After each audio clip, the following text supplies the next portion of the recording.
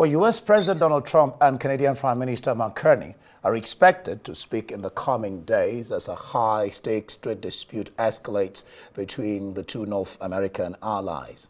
Canada and the U.S. have been locked in a tariff war for 6 months, and despite talk of intense negotiations in recent weeks, a trade agreement remains elusive.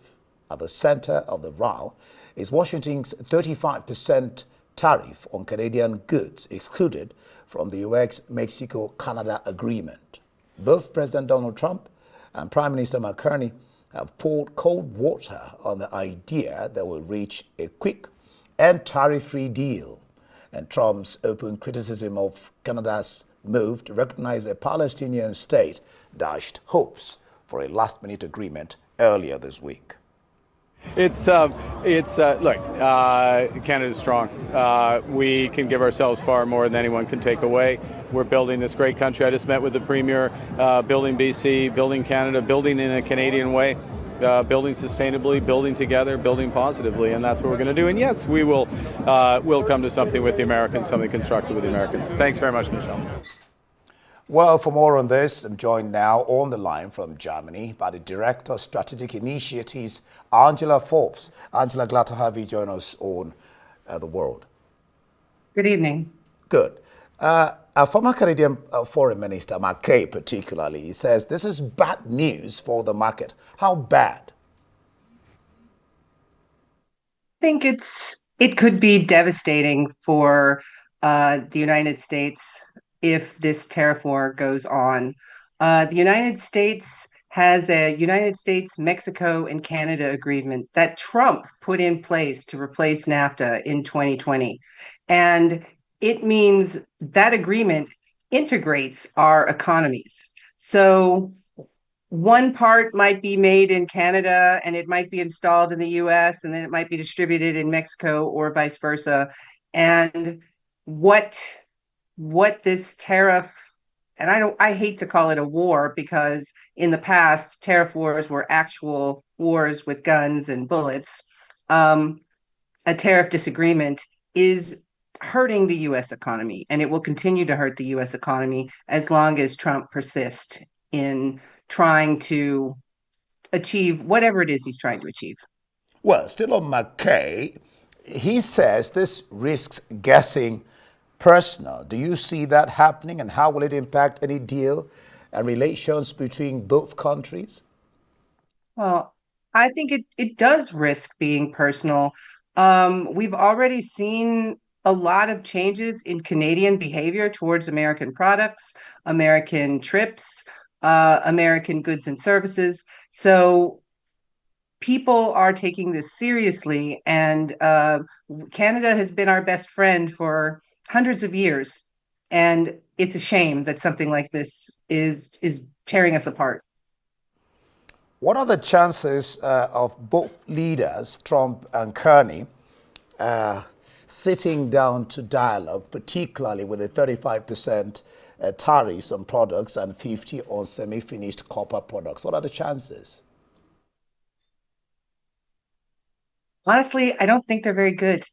I think that Donald Trump is very stubborn, and it appears that the Canadian Prime Minister might be just as stubborn as Trump.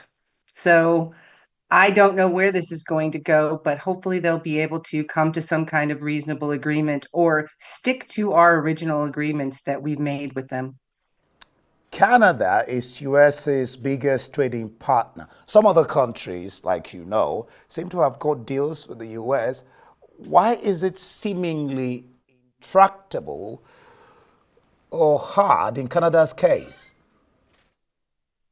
Well, I think it's an overall problem. It's not just the tariffs, it's also the sort of when Canadian people are coming, in the past have wanted to come and visit. A lot of them have been stopped at the border. Some of them have been harassed. So it's more of an all around problem. I don't think it's just the tariffs. That's why it's personal, because it's happening. So many different things are happening all at one time. And essentially, Trump has ruined our relationship with our best friend. Your biggest unfortunately. allies, Canada is. All right, how much damage is this trade war? Well, you said it's not a war, but it's looking like that. I mean, for want of any other phrase to use. How much damage is this trade war occasioned by Trump's tariff regime doing to the world trade at the moment? Well, that's going to be, I actually think that it's not necessarily going to do as much damage to the world trade as it is to the American consumer, because the tariffs are paid by the people who buy the.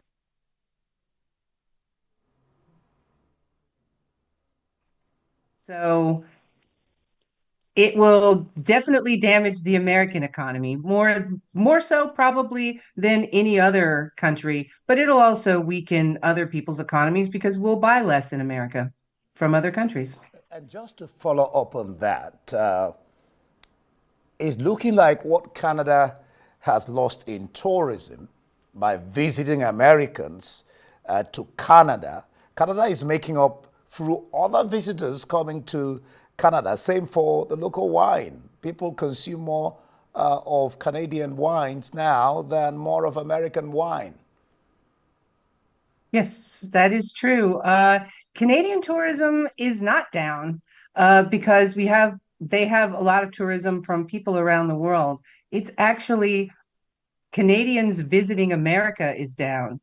Many of the places that they would normally visit, Las Vegas, Florida, California, um, all around the world, all around the United States, that the visitors are not coming. So if you combine that with the other countries where people are not coming to the United States anymore, American tourism is down by something like it's more than 30% of what it was in the previous year. So, And Canadians just don't want to come here. They don't want to use our products anymore. And that is really how it's personal. so Canada is milking it in a way now. Yes, they are buying their using their own products. They're not coming to the United States. And so the United States is going to have more of a problem than Canada with this tariff war. All right, before we let you go, with the deadlines to reach a deal come and gone, last one was on August 1. August. What are your expectations going forward?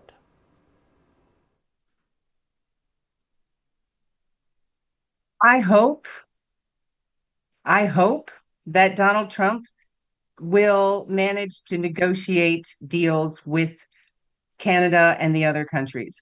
My expectations is that that probably won't happen because Donald Trump is an irrational person who is not a good businessman and knows very little about the US or world economy. So, because if he did, he wouldn't be doing any of this at all.